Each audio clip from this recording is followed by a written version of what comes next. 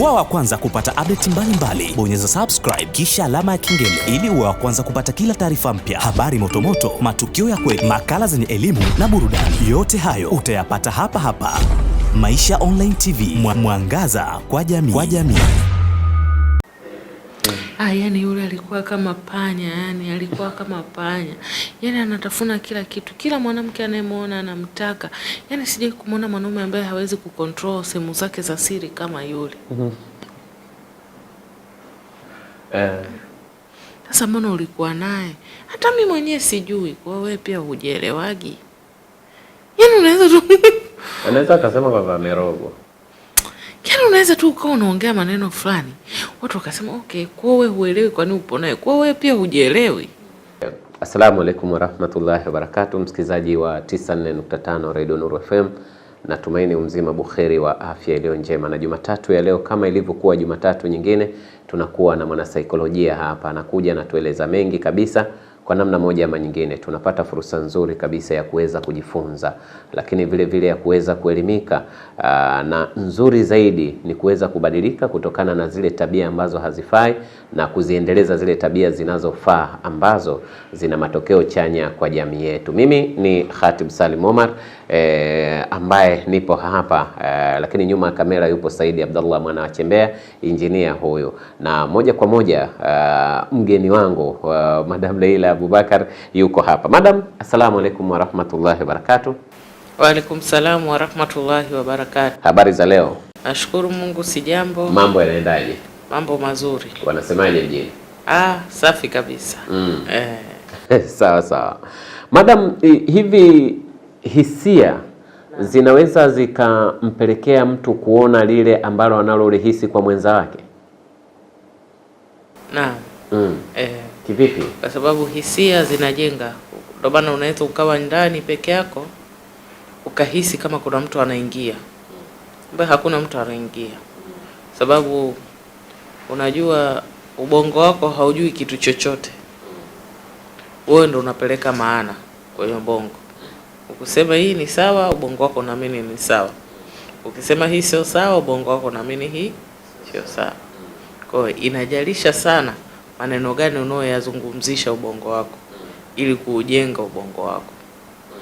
Ubongo wako hautambui kitu chochote isipokuwa utachofanya wewe utambue. Maana kuna mtu anaweza akakwambia kwamba hiki kitu nilikuwa na kihisi muda mrefu sana na hatimaye nimekiona kweli.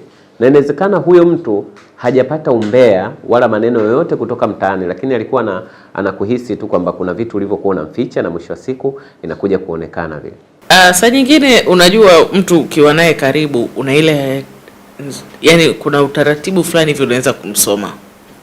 Na mara nyingi wanawake ndo wataalamu wa masomo haya. Anajua ukianza kuact kama mwizi. Anajua jamaa kishaanza kuwa kama panya huko ndani. Kwa hiyo ukianza tu kuleta mabadiliko, anahisi kwamba mume wangu sasa hivi kuna jambo limeingia. Kwa sababu unajua katika mambo haya kubadilika tabia, mara nyingi sana wanaume wanaobadilika tabia kutokana na usaliti au laghai wanahitaji kitu kimoja kikubwa, muda. Kwa lazima utatengeneza muda wa kujiri kufanya mambo yako unayotaka kuyafanya. Sasa unapotengeneza muda pale ndipo utakapodakwa. Kwa sababu kama umezoea kuja nyumbani kila siku saa 9, itabidi uje saa 11 ili upate muda wa kufanya mambo yako ya pembeni. Kwa mimi nikishaona tu ratiba yako imebadilika kwenye muda, najua tu hapa tayari tu ilishakatika. La kwanza. La pili, utabadilika kwenye kuzungumza. Kuna ile namna ukizungumza na sisi tunajua kwamba hapa akili yako na attentionship yako yote iko kwangu. Utakapokuwa una mtu mwingine ambaye ameshika attention yako, ukizungumza na mimi maneno yako yatakuwa makavu. Kwa tutakuwa tunajua tu hapa. Alafu kuna kale kadharau kale mnako kakipya kinyemi. Huwa mnakapataga yako kadharau. Naweza tukawa tunaongea ukasimama ukaondoka. Naweza tukawa tunaongea ukaniambia bwana mbona unakuza mambo. Kwa tukiona tu ni kama umeshazoea huyu ni mbwa wangu. Huwa namlisha. huyu mbwa huwa anamlisha, huyu mbwa huwa anamsimamia kuhusu masuala fulani, kuhusu masuala fulani. Ghafla anaanza kukubwekea. Wewe mwenyewe utashtuka, huyu mbwa mimi ndo namlisha, mbona anabweka tena hapa? Ndivyo mnavodakwa, yani mnadakwa katika hizo sehemu tu.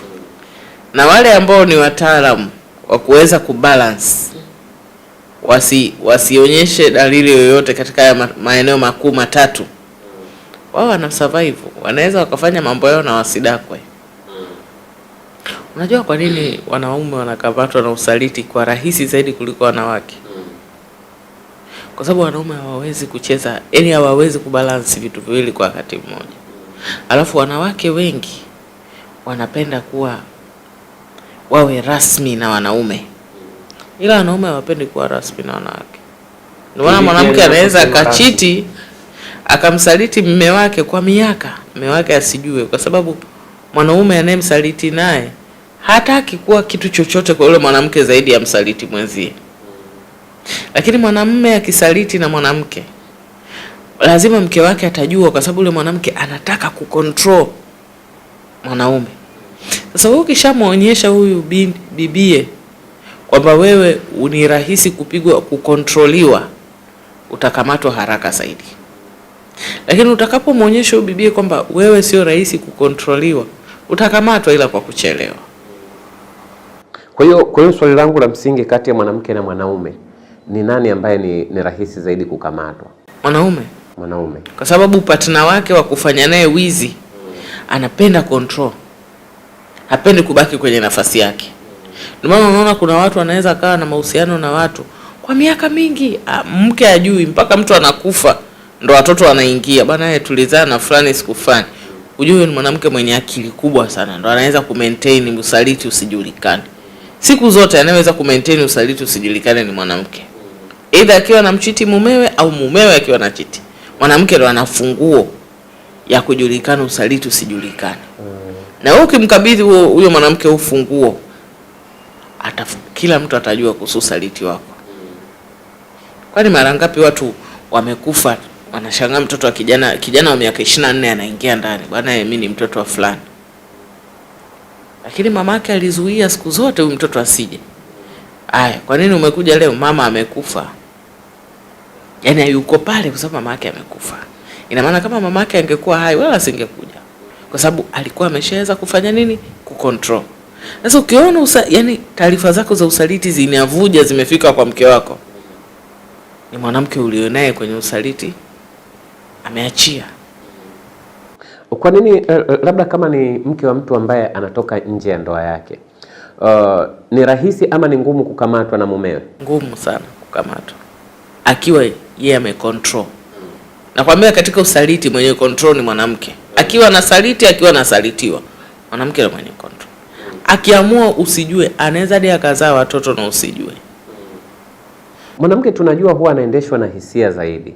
Kwa nini inakuwa ni ngumu kumkamata? Ile hali labda hata ukimkorofisha kidogo anaweza akawa anaonyesha vitu ambavyo ni tofauti na vile ulivyovizoea mwanaume.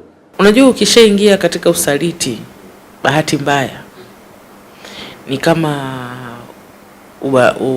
unaita nini? Matumizi ya madawa kulevya inaitwa addiction, ama kwa Kiswahili wanaita nini? Uraibu. Unapouza dawa, na wewe lazima uwe mlevi wa dawa. Ile dawa unavouza, maana yake ni kama usaliti. Lazima nafsi yako itageuka. Utaanza kuwa baradhuli. Nafsi yako itakuwa ngumu. Utakuwa huna uoga. Ego yako itapanda juu. Yaani utakuwa unajiamini kupitiliza. Sasa utakapofikia hii hali ya juu ya kujiamini kupitiliza, unakuwa uogopi kitu. Kwa unakuwa uko tayari kufanya kitu chochote, muda wowote, kuzuia unachokifanya kisijulikane. Sasa mwanamke ambaye amefika katika level hii, taratibu, sio mwanamke tena. Ni kama labda wajambazi. Kwa anaweza kufanya kitu chochote. Hata hisia zimesha kufa. Yeye kwenye akili yake, plani yake ni kuzuia uovu wake usitoke. Kwa huwezi kumweka yule mwanamke akawa sawa na Mariam ambaye hamsaliti mume wake. Kwanza mwanamke kama huyu akishaanza kutoka nje ya ndoa, kukuacha wewe ni sekunde, lakini Mariam kukuacha itachukua time, kwanza akulilie, kwanza kubembeleze, kwanza kuombe radhi. Lakini huyu atakwambia kama unaona maisha ni magumu sana, wanawake tuko wengi, jaribu kwa mwanamke mwingine. So mbona huyu ana confidence sana?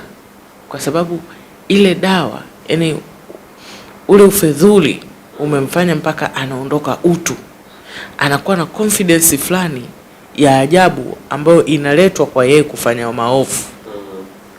Ndio maana unasikia kwamba mambo haya ya usaliti, sijui zina, ni mambo ambayo yanaondoa utu, yanabadilisha nafsi na kuweka madoa katika nafsi yako kiasi kwamba unakosa hofu. Ndio maana unaona mwanaume anasaliti mpaka anakuja, yani anaamua achague mwanamke wa kupita barabarani, aache watoto. Na mwingine anaacha familia yake, anaenda kuhamia kwa mchepuko. Sio akili za kawaida. Ni kwamba yani watu wa fulani ambao wameanza kufikiria bila kutumia akili. Sasa unamuuliza, kitu kinachokufanya mpaka uache familia yako na watoto uhamie kwa mchepuko ni nini? Anakuambia sina amani. Hivi amani inaletwa na mchepuko? Hapana. Sasa amani, nikiwa kule sina anasema nikiwa kule huwa sipati tabu. Utapataje tabu na hakuna watoto, hakuna matumizi? Ni wewe na yeye tu.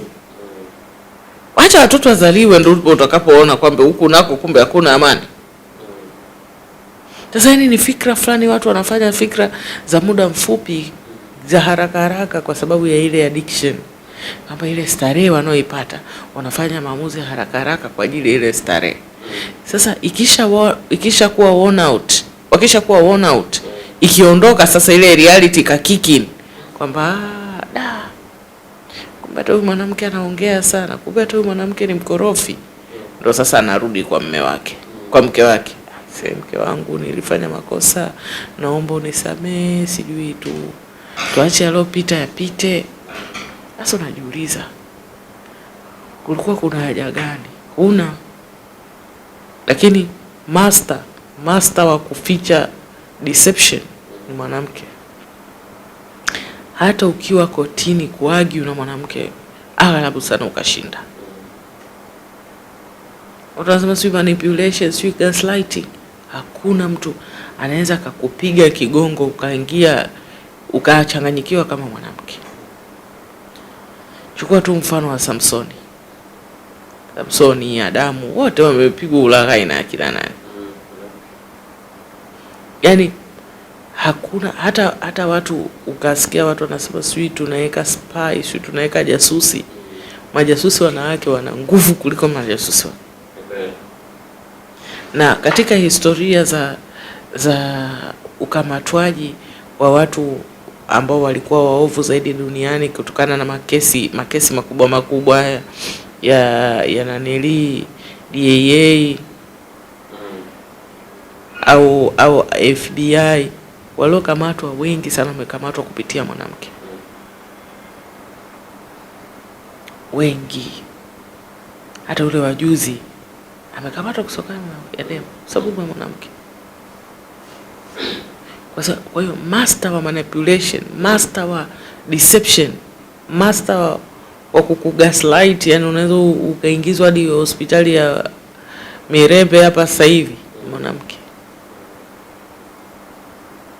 Ndio maana unaambiwa fanya yote, lakini usiombe ukawa katika upande mbaya wa mwanamke.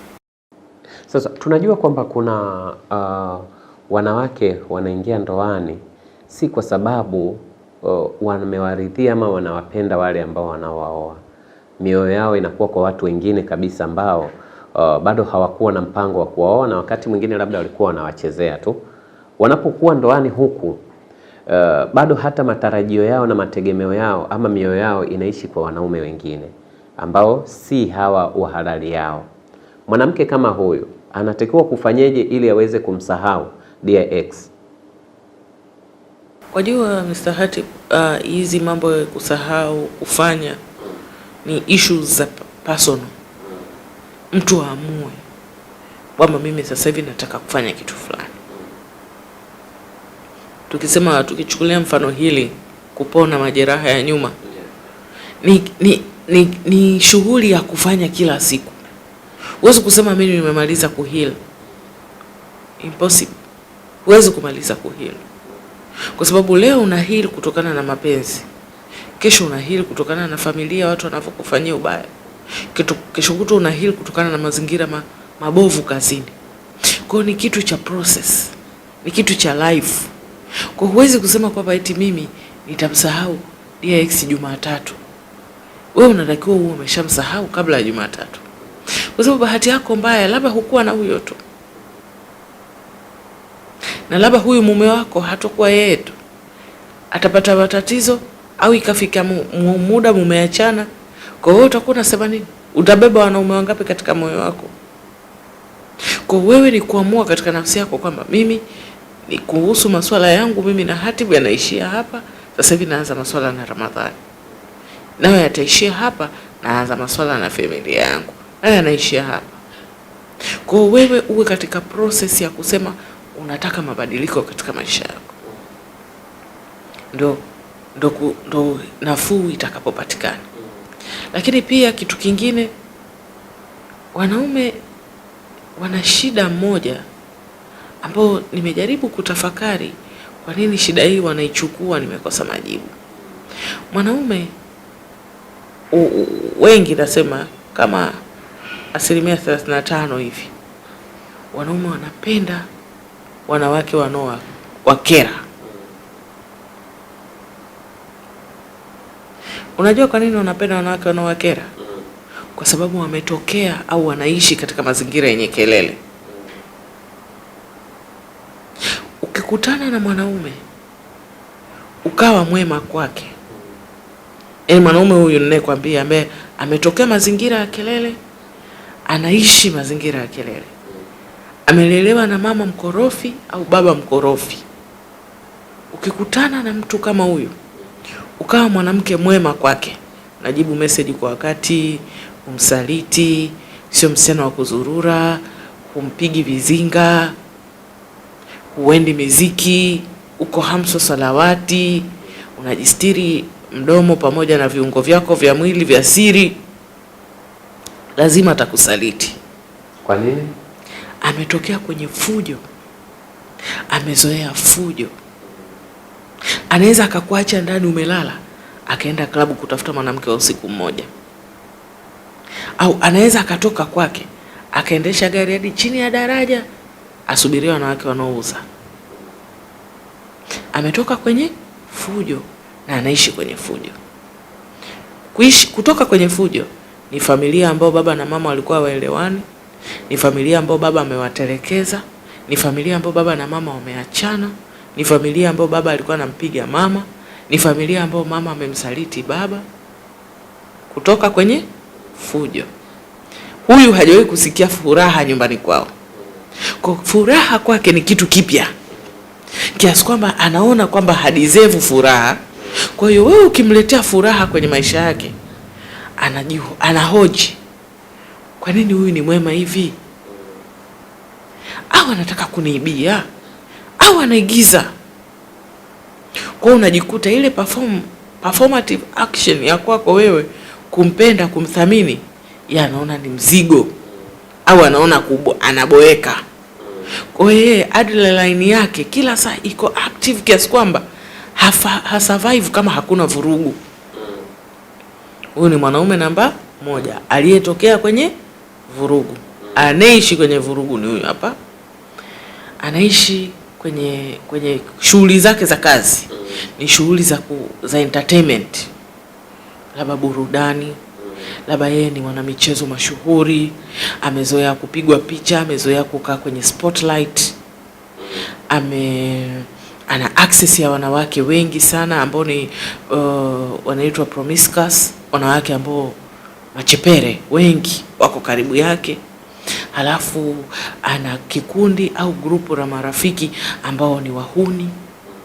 Ana access ya kwenda bar na madisco. Kwa ukiangalia mahali anapoishi, mazingira anayoishi ni mazingira ya chaos, yani vurugu, kiasi kwamba akikutana na wewe huna vurugu anasema nini hiki? Kwa huyu hata saa anayotaka mke, kwenye nafsi yake anatamani mke mtulivu, lakini spirit yake au nafsi yake inamvuta kwa wanawake wakorofi.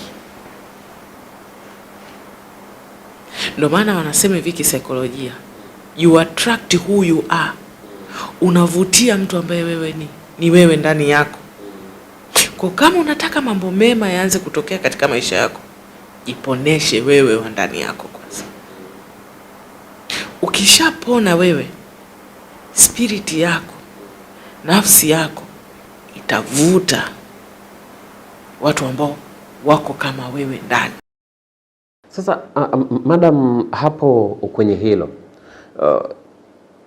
ni vipi sasa kwamba unatushauri kwamba tuoe wale wanawake ambao tunataka kuwa nao, ama tuoe wale wanawake ambao tunaotaka kuwa kama wao?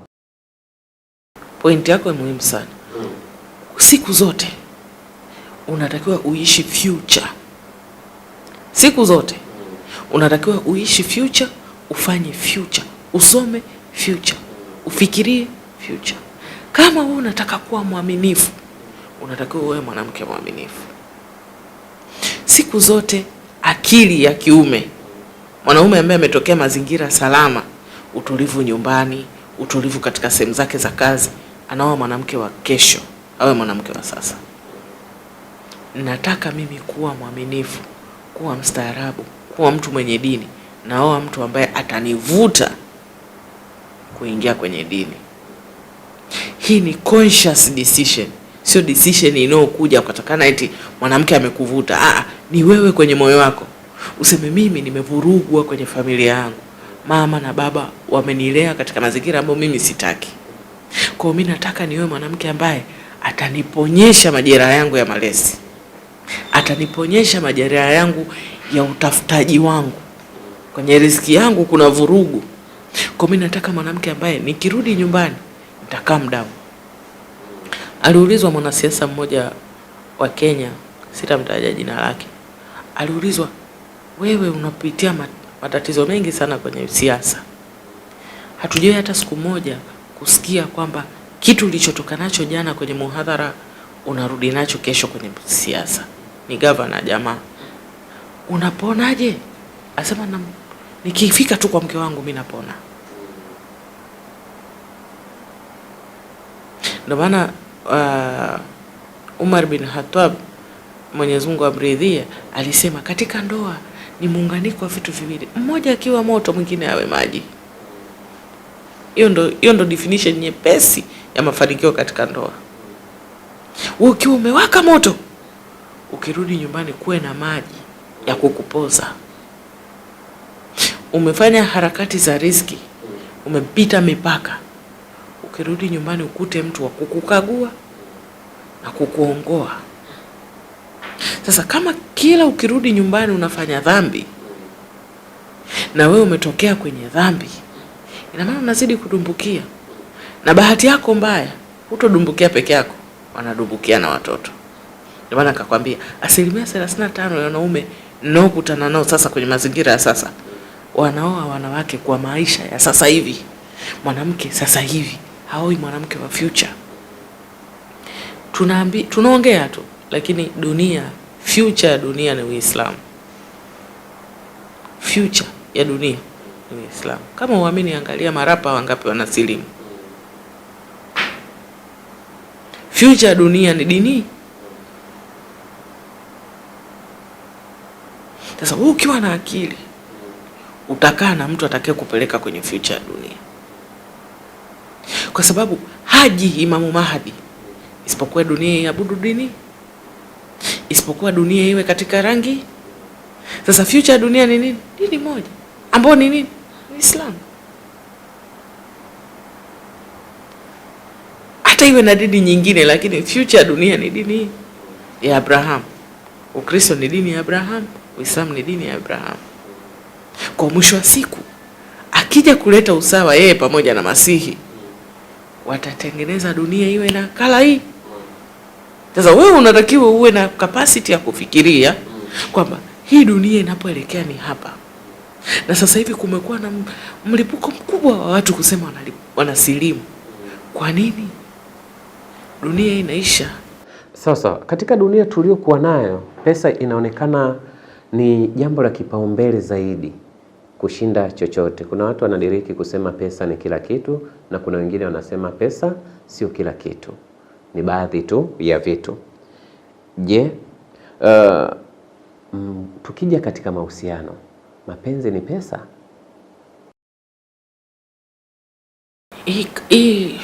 Hii mada ni pana, lakini mapenzi sio pesa, ila pesa inapendezesha mapenzi. Sawa, hapo hivi sasa katika dunia tuliokuwa nayo, kwamba wanawake wengi wanaona kwamba mwanaume asiyekuwa na pesa ni mwanaume ambaye amepoteza vigezo vyote. Yaani hawaangalii mambo mengine kwamba ni mwanaume wa aina gani ambaye anamhitaji, lakini wanachoangalia ni mwanaume mwenye pesa. Na hii sio kwa muolewa tu, lakini hata hawa wazazi wa sasa wamejielekeza huko, wengi wao, sio wote, wengi wao.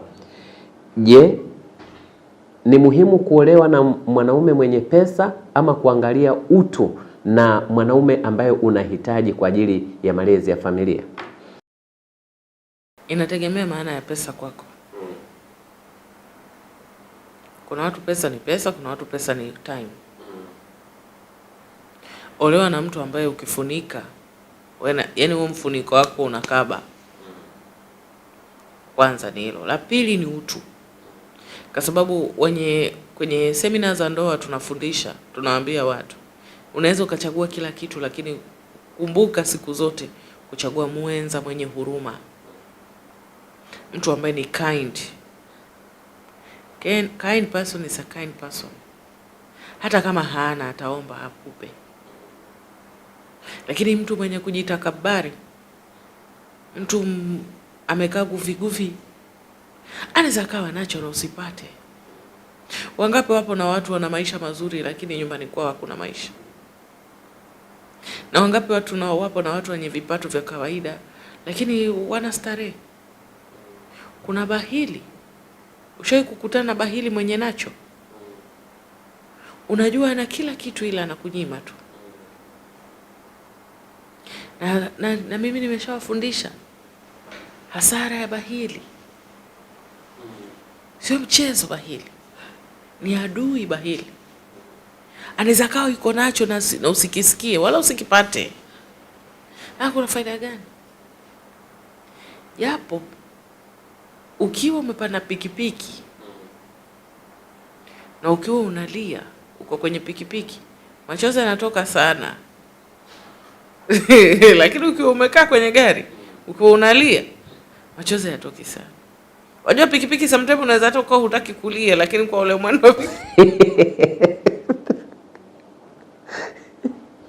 ule mwendo wa pikipiki washangaa tu machozi, mbona unalia? Na mimi mwenyewe sijui. Lakini ukiwa umekaa kwenye gari, umekaa back seat, machozi pia yatakauka. Lakini sasa ukishuka pale, utaenda kulala wapi? Ushuke pale machozi yamekauka back seat, lakini ukishuka tu unapata kipondo, pigwa. Mwanamke mmoja alisema, mimi nilishindwa kuondoka kwa mume wangu kwa sababu nimejenga naye majumba, nimenunua naye magari ya gharama. Nikanasema mimi nitaondoka, mwanamke mwingine atakuja kufaidi kazi yangu, bora nisiondoke. Alikuwa akipigwa. Akapigwa akakatwa mkono. Asema nimetoka hospitali, nimeenda hospitali, jamaa hajaja hata kuniuliza vipi hali. Hakuja. Asema nimetoka hospitali, rafiki yangu mmoja akaniambia, kuanzia leo mimi na wewe sio marafiki. Nimekushauri, nimechoka. Yaonekana kwamba watu wakipambania mataifa yao, wewe unapambania mapenzi. Masalamu, mimi na wewe. Asema nikatafakari, nipoteze rafiki yangu utotoni kwa sababu ya mtu anayenikata mimi vikono. Nikatoka hospitali nikaenda kwa rafiki yangu. Nikamwambia mimi sitaki chochote isipokuwa uniruhusu tu nilale. Rafiki yangu akaniruhusu nikalala. Sema nikamka asubuhi, rafiki yangu akanipikia ugali asubuhi, nikula ugali na samaki. Rafiki yangu akaniambia twende Dar. Akaondoka naye wakaenda Dar. Kufika Dar, jamaa rafiki yake akamwambia mimi naenda China. Twende tu ukaangalie. Asema nimefika China. Nikamwambia rafiki yangu mimi sirudi. Wewe unafuata hapa mizigo, mimi nitakaa hapa kila siku, nitakuwa nafunga mizigo nikutumie. Sasa hizi ni maarufu, ni mfanya biashara mkubwa. Yule aliyokuwa akikaa naye sasa hizi hana kitu. Wajua za kukaa na mtu ukajiona wewe ni tajiri, kumbe utajiri ameushika yeye. Akili yake ndio utajiri. Kubalance mali yako ndio utajiri. Akikuachia wewe mwenyewe, wewe unavuruga mali. Unatumia mali unaivurunda. Sasa ushangaa mali ukakaa nayo sana ni miezi 6. Lakini yule mwanamke unayemtesa kwa sababu ya mali, akiondoka katika maisha yako na mali yako natoka. Wanaume wenye akili wanajua wake zao ndio wenye mali na wanakuwa na adabu. Ila ambao vichwa vyao vina vipepeo sasa wanapandisha mabega juu. Na hapa unamaanisha nini ukisema kwamba wanawaheshimu sana? Maana wakati mwingine unakuta mwanamke anamkuta mwanaume tayari ameshajijenga na kila kitu. Kwa nini unasema hawa ndio wanakuwa na mchango katika hili? Ili uendelee kubaki tajiri. Mimi mke wako ndo nitaamua. Kivipi? Wewe nimekukuta nayo. Ndio. Lakini matumizi yangu mimi ndio yataamua wewe utakuwa tajiri miaka mingapi. Naweza niingie pale mimi kazi yangu nikufuruga hela tu. Sikukuu ikiingia na kutumia budget ya milioni 3. Hela yako inatoka tu. Mimi sina mchango wote wa kuingiza hela yako. Itadumu. Ndio maana unatakiwa usiwe na mke tu. Uwe na mtu ambaye yuko business minded ya kucontrol hii hela yako. Iweze kusurvive for long time. Kwa sababu ulivyokuwa peke yako, una suruali 2 tu na t-shirt 4. Huwezi kumaliza hela haraka. Lakini mimi nikiingia, mimi nitataka skin care, nitataka designer bag, nitataka sijui dhahabu, sio nitataka nini. Ni matumizi ambayo wewe ungekuwa kwa peke yako wala usinge. Mwanzo wewe usivai dhahabu na vaa silver tu. Na hata kama ukiwa umeoa, mke wako ana nafasi kubwa sana kukuinfluence kwa sababu ya mapenzi.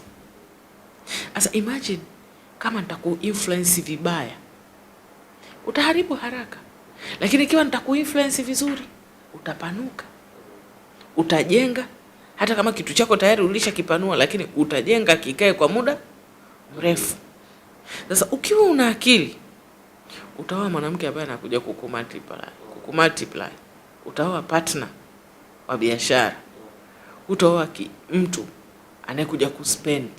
Utaoa mtu anayekuja kupanua. Au unataka kuongeza mathna, utaongeza mathna mtu ambaye anakuja kuongeza, sio mtu ambaye anakuja kupunguza.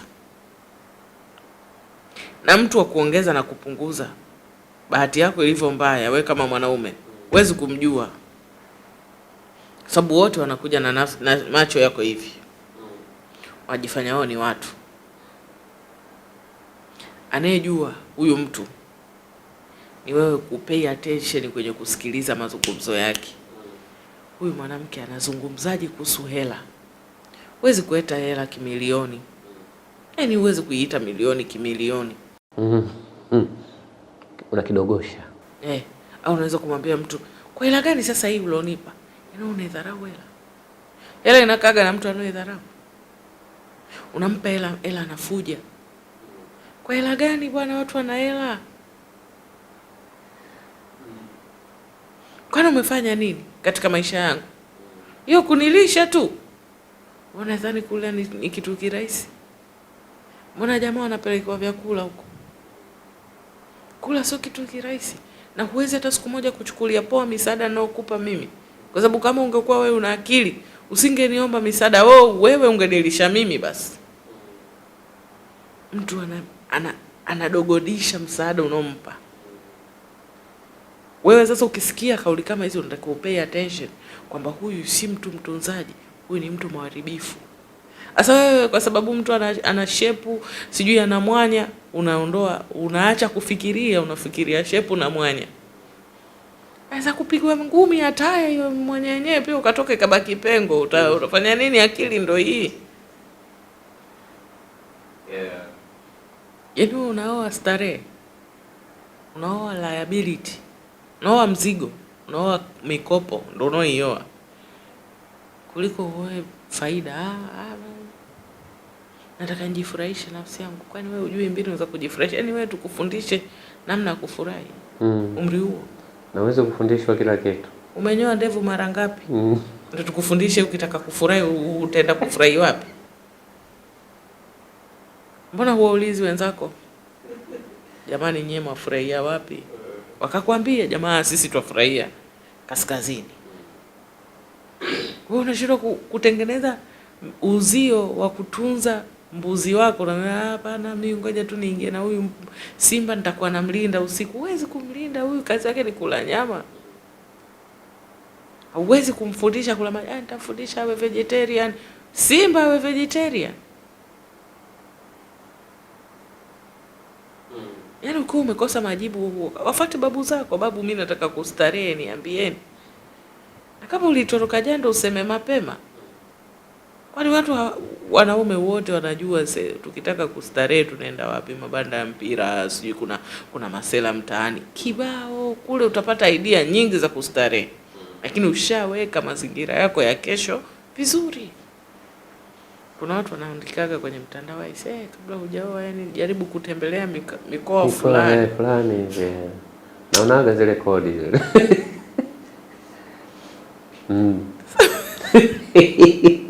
Sio ukaja kujiraumu bure.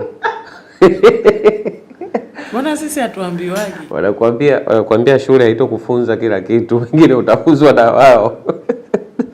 Mbona sisi hakuna mtu anayetushtua tutembelee mitaa gani? Sawa. Madam, je, tunaona kwamba kuna umuhimu sana wa kumchagua mwenza wa maisha. Na wakati mwingine kama unaona kwamba hamtoendana ama utaenda kumtesa mtoto wa watu, mtoto wa mwanamke mwenzako ama mtoto wa mwanaume mwenzako, ni vyema ukaongea na moyo wako. Je, ni sahihi kumwambia ukweli kwamba fulani anapokuja kwako, kumwambia ukweli kwamba hapana, mimi sikuhitaji, ama kuna njia ambazo unaweza kutumia kuliko kutoa jibu kavu kwamba mimi sikuhitaji? Wewe sema haraka tu. Sema as soon as you can, mimi sikuhitaji. Na hii ina umuhimu gani ama ina faida gani? Inamsaidia yule mtu asiumie. Kwa sababu unavozidi kumbeba ukasema ngoja tu niongee naye, nikimwacha atajisikia vibaya, anazidi kutengeneza feeling kwako. Inazidi kuchipukia mapenzi. Sasa baadaye ukija kumtoa ataumia zaidi na itachukua muda mrefu zaidi. Hivi ushagundua watu ambao umewasiliana nao wiki moja mkiachana hayumi sana? Kile mtu mloachana mwaka. Alafu baya zaidi akakutambulisha kwao. Mama.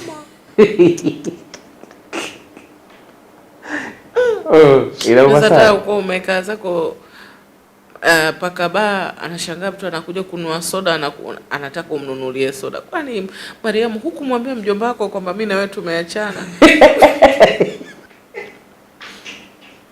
Kwani anataka mimi nimnunulie hii Coca-Cola size? Hukusema kwamba mimi na wewe tumeachana?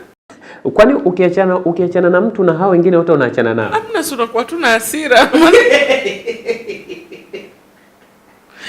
Unakuwa tuna hasira, yani nyinyi hadi mnanitambulisha, mlinipokea pale, kumbe mnajua huyu jamaa. Sie hata kunitonya kuniambia bwana huyu jamaa pia ni mwizi. Hamkuniambia. Leo nimeachana na kijana wenu, mnasema mimi niwanunulieni soda. Mimi siwezi kununua soda. Naomba uwajulishe watu wako bwana. Mimi na wewe basi bwana. Sasa ndo hayo yanayokukuta. Usikae, yani wewe ukiona tu kama hapa hii mawimbi inakamata na kuachia, sema tu. Unawezaje kupona hususan kwa mtu ambaye ulikuwa umempenda kwa dhati ya moyo na mkaja mkakorofishana? Inawezekana mlikuwa mmeoana kabisa, kuna sehemu ulizokuwa unaenda naye, kuna nyakati mlizokuwa mnashare yale mambo mazuri kwa wakati huo, na wakati mwingine ni maeneo fulani fulani hivi mlikuwa mnapenda kwenda sana. Nitawezaje kusahau? Kwa sababu kila nikiyaona huwa namkumbuka, japo sio wangu tena. Nifanye nini ama nipitie njia zipi ili niweze kusahau mpaka ana haya mazingira? Njia ziko mbili, ya kigangster, ya kigangster na ya kitibabu. Nakupa ya kigangster kwanza. Unaenda na rafiki zako yale maeneo, mkifika pale mnaanza kumtukana na kulia.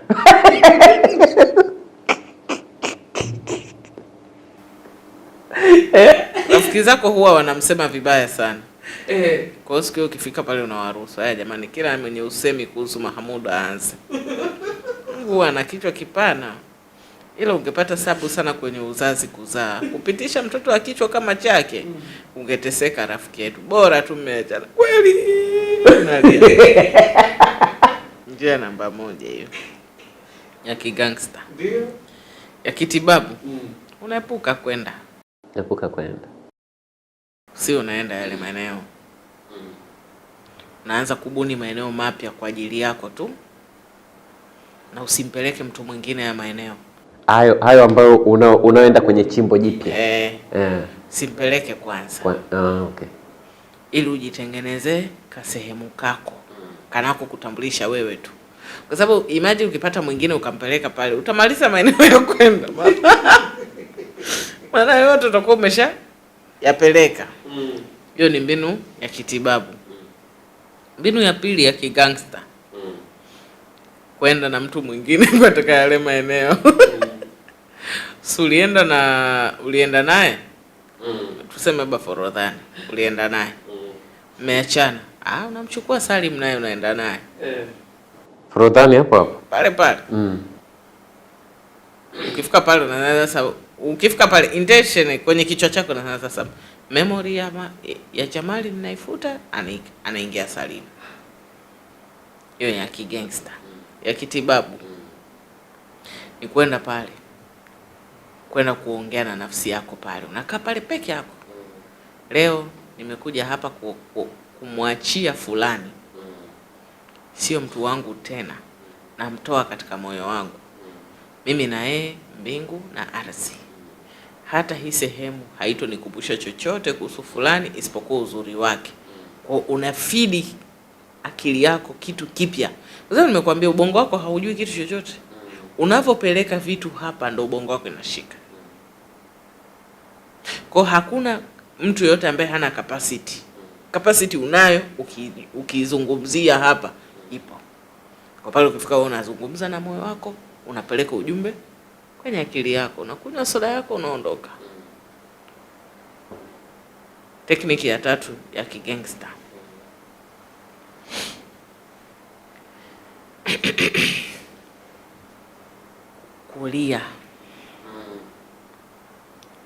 Kulia kisawasawa. Yaani ulie. Unalia nini sasa? Unalia tu kwa vitu vya kijinga ulivyovifanya. Kwa sababu unajua mambo ya maumivu ya mapenzi ni mambo yanayoshangaza. Unaweza ukaa uko vizuri buheri wa afya wiki nzima. Kuna saa tu unaweza ukaa umekaa tu kwenye gari ukakumbuka.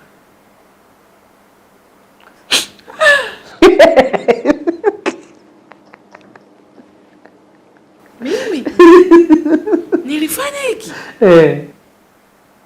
Au unaweza tu kuwa umekaa hivi uko kwenye mkutano na watu ikakupiga flashback, yani flashback ikaja. Ulipiga magoti eti ukamuomba eti asikuache. Ukaficha macho hivi. Yule nilimpiga magoti mimi asiniache. Na kuna mwingine unaweza ukaa umekaa hivi. Ikaja flashback ulienda eti kwa Mungu kumuomba Mungu eti amwache asikuachanishe naye.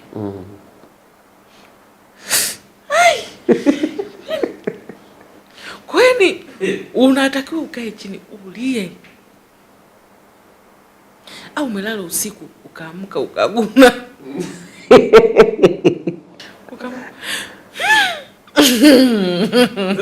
Sasa huoni kwamba ukiyafanya haya ni kwamba yule mtu kama bado ana nafasi kubwa katika moyo wako na unaendelea kusikitika? Manga kwambia ulie kisawasawa. Sasa madam, process ya kulia sio jambo dogo. Utafuta njia ambayo utalia ili hizi flashback hizi zisije. Flashback zinakuja unajua kwa sababu gani? Inakuwa hujaondoa vizuri. Kwa hiyo unaweza tu kaenda kwenye msiba wa watu, yani watu wanalia, yani na ukaanza pale. Na hili ni jambo ambalo lina uwezo wa kuondoka kwa kufanya tu hivyo, kwamba kulia leo tu basi, au unaweza kufululiza hata misiba mitatu.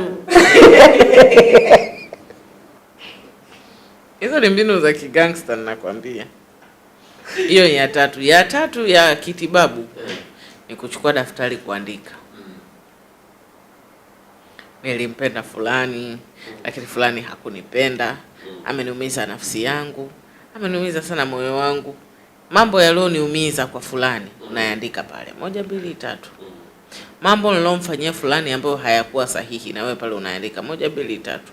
Ukimaliza ile daftari unachukua unalichoma moto. Nasema nimezika hisia zangu kwa fulani. Kama ninavyochoma hili daftari nachoma na hisia zangu kwa fulani, naanza upya. Ile kwamba unasema kwamba nimemsahau na simtaki tena, ile hali ukimwona na mwingine unataka kupigana nayo, hii inakuaje? Hujamaliza vizuri. Utakuwa umalize vizuri. Kiasi kwamba ukimaliza vizuri utashangaa hata dunia haiwakutanishi. Mnaweza mkaa mnaishi mji mmoja na hamonani. Ukiwa umemaliza vizuri, walai humuoni. Wakati mwingine kuna watu wanakuwa vierere, wanakuletea tu taarifa zake. Hawa unawaambiaje sasa? Yaani wewe unataka ufunge huo mlango. Wakikuletea unawaambia jamaa, mbona mnateseka sana? Hebu niacheni bwana. Fulani amefanya kitu fulani. Pumzikeni. Kwanza nyinyi ndio mlosababisha nikaachana naye. Achanani na mimi. Kama kweli mnanipenda, tuongeeni yanonihusu. Na mkiniongelea tena kuhusu fulani na wablock. Wajua umbea unakuja kwa sababu gani? Unapo-entertain, unamwagia maji, unauweka mbolea, ndio umbea unakuja. Kama mtu haoni faida ya kukuletea umbea, hawezi kuleta. Hawezi kuleta. Wajua Mr. Hatibu, yani mambo hayo ya mapenzi hayana mjanja. Kila mtu amepigwa breakfast, kila mtu amepigwa tukio, kila mtu amepigwa na kitu kizito. Wewe sio mtu wa kwanza. Na eti ukisema eti kila ikitokea kutoelewana kwenye mapenzi eti ulie mpaka ukose nguvu, bado unaendelea kuishi. Kuna watu wanakuja na kitu kinachowafanya watu mpaka wanapagawa ni kuamini kwamba huwezi kupata mtu mwingine, ambao ni uongo. Yaani wewe unatakiwa uamini kwamba utapata. Mimi nakwambia utapata mtu mwingine. Na utajishangaa kwa nini ulipoteza muda kwa yule kibaba, huyo kibaka. Utashangaa. Kwa sababu kwa mwizi wa hisia zako. Na utashangaa. Kwani mimi nilikuwa wapi mpaka kukutana na huyu mtu akanipenda hivi? Unajua unakutana na mtu hadi unatamani urudishe time nyuma. Akupende ulivyokuwa mdogo ili akupende akuponyeshe na maumivu yako ya udogo. Mimi nilikuwa nasikiliza interview ya mwanamke mmoja hivi, alikuwa Miss World, anatokea India. Ana miaka mingi kuliko mume wake. Sasa mimi nikiwa na mume wangu sijui imekuaje tu, lakini najikuta tu sitaki kufanya kitu chochote. Kwamba akiwa anamaanisha nini? Mume wake anamfanya ajione kama mtoto. Na huyo ndo mwanaume sahihi kwako. Hata kama wewe ni mkubwa kwake. Wewe ndio unatakiwa uwe labda in charge. Yeye sasa ndio in charge. Na unatakiwa ujue tofauti ya mwanaume anayehitaji ndoa na anayetaka ndoa. Mwanaume anayehitaji ndoa atafanya kitu chochote ndoa ibaki. Lakini anayotaka ndoa, ndio yule anakuja wiki 3 anakuambia kuhusu ndoa na kuoa haraka haraka. Ukipiga mahesabu ya kujuana mpaka kuingia kwenye ndoa ni mwezi. Sasa unajiuliza huyu mtu mimi nimemjua lini? Upati jibu. Unaenda kumjua ndani ya ndoa. Ukienda kumjua ndani ya ndoa, hasara ulionayo huwezi kufanya mabadiliko. Lakini ukijipa time ya kumjua kabla hujaingia naye kwenye ndoa, mabadiliko unaweza kufanya. Wajua sio kila nazi ni nazi yako. Na si kila mwanaume ni mume wako. Na si kila mwanamke ni mkeo. Ndio maana kuna option ya kuchagua. Huyu naendana naye. Wawa, huyu siendani naye, masalama. Sasa wewe hutaki yani kujipa hata option, hata unataka huyo uliompata ndo huyo. Ikiwa imeshindikana, hutaki yaishe pia, unataka upambanie endelee kubaki. Kwa nini? Nitampata wapi kama huyo? Oh, unahisi labda Mwenyezi Mungu hii ni limited edition, hata toa tena. Je, ni sahihi kwa mtu ambaye ameachana na mwenza wake kesho kutwa kuwa na mtu mwingine, ama kesho kuwa na mtu mwingine kwa ajili wakati mwingine wanasema wenyewe wanajiliwaza? Huwezi kumtumia mtu kujiliwaza, tumia vitu kujiliwaza. Kwa mfano, safiri, kuogelea, kwenda gym, kukimbia, kula chakula, uangalie tu utanenepa. Usio kagongwa na magari bure, unakimbia huko na nani? Unakimbia kama mtu anayefanya mazoezi. Panda milima, shuka, panda mlima unashuka. Kirudi nyama za miguu zinakuuma kiasi kwamba wapanga unawaza kulala tu. Utomwaza kamwe. Kimbia mara 6 uone kama utamkumbuka. Na si ajabu wakati unakimbia utakutana na kijana mwingine naye akimbia, atakuuliza habari yako. Sema kwamba kwanza yule alikuwa na kitambi, bora niwe na huyu. Usitumie watu katika kusahau mtu. Sio kitu kizuri. Na ujue hii dunia inaweka risiti ya mambo unayoyafanya. Ukimtumia mtu nao utatumika tu. Na inaweza ikawa katika kile kipindi ukakutana na mtu ambaye anajisikia kama wewe. Wewe umevunjika, utakutana na mtu aliyevunjika. Nakwambia katika mapenzi una attract huyu unavutia mtu ambaye ni wewe. Kama wewe una kelele kwenye ndani yako. Ndio maana unaona kuna msichana mmoja na unamtumia message. Akisha kusoma tu akili yako akujibu milele. Unajiuliza kwa nini huyo kaniacha? Kasha kusoma spirit yako ina fujo. Imagine mtu umejenga amani yako kwa miaka 3, umejenga amani. Unakutana na mwanaume ambaye ametoka kwenye fujo, anafanya kazi mazingira yenye vurugu. Utamkubali? Yaani wewe ni kukubali uje univunjie hii amani? Mimi usiku niache kulala niwe na hema tu. You are not worth it. Haustahili. Kwa nini hasa ulicho nacho? Mpaka mimi nivunje amani yangu. Kwa hiyo unaweza ukakutana na msichana akawa anakuuliza maswali ya mitego. Uko unajiona wewe ni mtaalamu. Kumbe jamaa anakupima. Uko unajiona wewe ni mtaalamu. Vipi kuhusu babako na mamako? Bado wanaishi pamoja? Bado wamegombana si nini? Vipi na wewe? Mimi nimejilea mwenyewe, nimesurvive tu kwenye mtaa. Vurugu hii. Kuna mtu mmoja sina marafiki, siamini mtu yoyote. Kuna mtu mmoja alikuwa ananiambia yeye alipata mchumba. Mara baada ya kupata mchumba wakakubaliana, yani wakafuata zile taratibu zote, kwa sababu walikuwa ni Waislamu, kwa walifuata zile taratibu zote. Lakini mwisho wa siku kabla ya kwenda kufunga ndoa wakaambiwa wakapime. Na walipoambiwa kwenda kupima, mwanaume alikataa kwenda kupima, na ikawa mwisho wa ndoa yao, japokuwa inasemekana eti walikuwa wanapendana. Nataka nijue tukio kama hili ni kweli kulikuwa ni hii ya kupima kweli, na kwa nini mwanaume alikataa kupima, ama kuna vitu tayari alishaviona ambavyo sio sahihi kwa huyo mtu? Kwa nini ukatae kupima? Shida iko kwake, alikataa kupima. Napima. Ambao umenileta kwenye pointi muhimu sana ambao napenda niwahusie wanawake. Kabla hujaolewa na mtu kapime naye. Pima naye magonjwa yote na pima naye sickle cell. Muhimu. Na viambata vya damu. Mujue blood group zenu, mujue sijui nini. Yaani pima vitu vyote. Watu wagonjwa huko nje. Nendeni kwa therapist.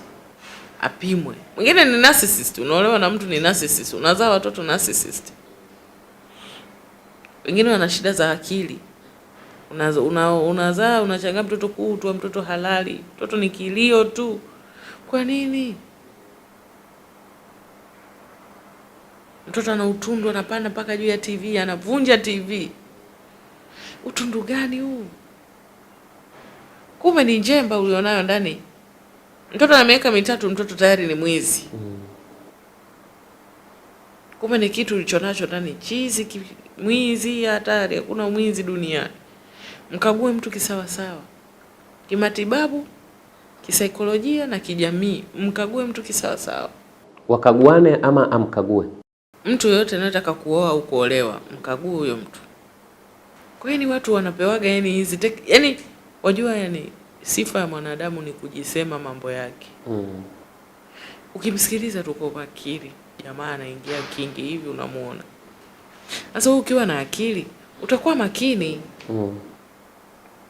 kumsikiliza yale anayoyaongea. Sasa sisi mwenzangu na mimi, yani pale mtu amekuuliza tu habari yako, ushapanga majina ya watoto, ushapanga rangi ya harusi itakuwa rangi gani. Yani mtu amekuuliza tu vipi hali yako, hujambo Mwajuma, si jambo, sina neno. Ushapanga majina ya watoto hapo hapo. Ushapanga harusi yako utavaa nguo gani. Ushapanga mtaenda wapi honeymoon. Muda wa kumkagua una. Kichwa chako chote kimejaa ujinga tu. Hivi vitu vyote ulivyovipanga havidumu isipokuwa siku 30 tu. Vipi kuhusu maisha yako yalobakia? Hiyo ndio nao wakosti mabinti wengi. Lakini wenzao wakija kuchumbia, wanaume wanakuja akili zao zikiwa timamu. Wanakuja mimi wananiambia, Lela hivyo msikiliza bwana yule mwanamke, kutakuwa na shida sana kwenye familia. Kwa nini? Yani vitu vidogo dogo, yani anahesabu vitu vidogo dogo alafu bado mapema. Namwambia kweli kakangu, hapo ulikuwa unaingia mkenge. Asante sana kwa kunishauri. Sasa hapa going forward nifanye nini? Tufanye kadha. Na ukiwapa ushauri, wanafuata. Kampe binti ushauri. Yaani mtu ameachwa na baba mtoto wake. Katelekezwa na mtoto miaka 5. Eti baba mtoto wake anarudi anamwambia nataka nikuoe. Kwa nini wewe mtu aondoke akukute miaka 5 bado uko vile vile? Yaani wewe kukuona na thamani yangu nikiwa na mtoto mdogo. Sasa hivi unaona thamani yangu mtoto akiwa amefika miaka 5. Je, utailipiaje hii miaka 5 mtoto aliyoikosa? Una plani yote? Kumuuliza hata maswali magumu. Mtu anaingia kwako na kutoka kama choo cha stendi. Akitoa tu 300 ameingia. Hakuna sehemu ya kunawa mikono, hakuna sehemu ya kufuta miguu. Mwenye matope twende ndani. Mwenye sijui nini twende ndani. Yaani wewe ni kama choo cha stendi kweli? Na kwa nini mtu akuache miaka 5 arudi akukute uko vile vile? Huyu mtu hatakiwi atakuwa level yako tena. 5 years zimepita. Utakuwa umeshajiboresha. Kiasi kwamba huyu sio size yako tena. Miezi 6 tu unikuti ndio unikute 5 years. Yaani mimi nibaki yule Lela miezi 6. Hapana. Si mwenyewe umeji-update. Mimi ndio siji-update. Kwa nini? Na umenikosea, si kama labda ilikuwa tuna mimi na wewe tunahitajiana ila wazazi ndio hawataki. Wewe umenidhulumu na umenidhulumu na mtoto. Ulivyonitelekezea na mtoto, mimi ni mtoto wa kike. Ulitaka nifanye nini? Ningeamua kuacha ngudo ungenikuta. Lakini nimepambana, nimesomesha mtoto amefika miaka 5. Sijawa mwizi, sijawa jambazi, sijawa changudoa. Unanikuta, utalipia nini kwa hii miaka yote ulioniacha? Nipe plan. Na utanipa mazingira, unaniwekea mazingira gani kwamba niamini kwamba wewe hutonitelekeza tena? Kwa sababu ukweli wa kisaikolojia, mwanaume akifanya kitu atafanya tena. Kitakuja kujirudia kama njia ya tembo vile. Lazima.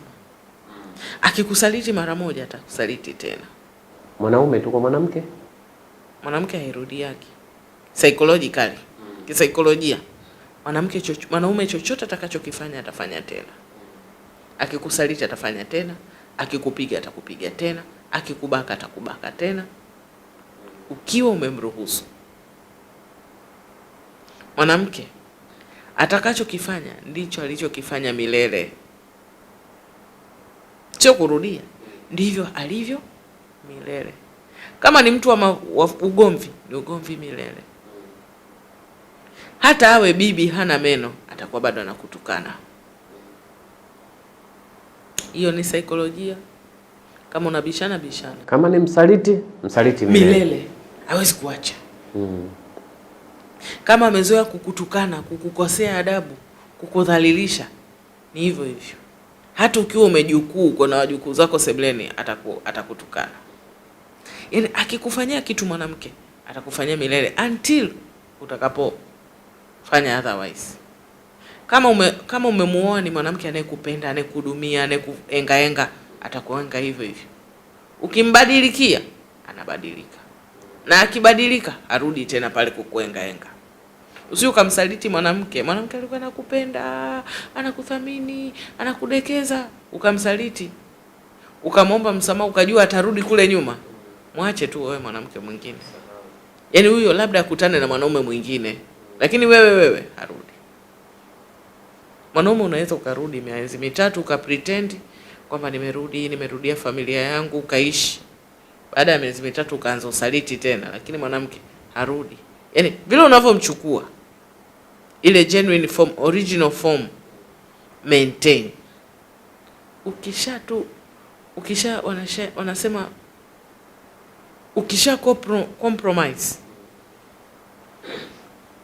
Kuna mtu mmoja aliniambia yeye alikuwa na mchumba wake, lakini alikuwa ni mwanafunzi wa chuo kimoja kipo mkoa fulani hapa nchini Tanzania. Anasema kwamba kwanza alimuona kama vile ni licha ya uchumba wao kama kuna vitu vilibadilika hivi.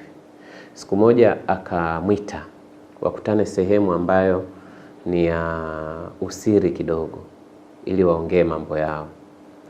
Alivyomwita, katika kumbana, tena alimwita kirafiki kabisa. Katika kumbana yule mwanamke akawa amesema kwamba alimsaliti kweli na mwanafunzi huko chuoni. Unaona? Lakini aliapa kutokumsaliti tena. Mwanaume akamwambia, "Sawa, kama umefanya hivyo, lakini nitakuaminije? Wewe niamini tu, mimi siwezi kukusaliti, siwezi kufanya nini?" Alisema baada ya kipindi ambacho cha muda mfupi tu akatoka huo mkoa mmoja akaenda mkoa mwingine, yule silikuwa bado mwanafunzi, kwenda field. Alivyoenda field, wale wakaguzi wake walipoenda kumnani kule chuoni kumwasesi, wakakutana na matatizo kwa yule binti kwamba anatoka na mtu kule. Unaona, akazipata hizi taarifa. Unaona, alipozipata hizi taarifa akamshirikisha mamake mkwe mtarajiwa. Akamwambia, "Mbona kuna ishara moja mbili tatu?" Yule mama atakia nini. Yule mwanaume anasema alichokifanya, aliongea na serikali yake. Akasema na anakiri kwamba alikuwa anampenda kutoka moyoni, lakini anasema mwisho wa siku ilibidi achukue maamuzi magumu juu ya huyu mwanamke. Kwa sababu alisema kwa tabia hii naona itakuja kuendelea. Leo ndio napata jibu ya lile kwamba yule kwa sababu alishamsaliti na kweli akaendelea kumsaliti. Leo ndio napata hili jibu. Yaani kama mimi uniamini, dada poa. Achi. Hivi hawachagi wale. Mbona sikiaga kuna maneno eti mtani wanasema hivi, yani yule akiamua kuacha huo upuzi, aache kabla hujamuoa.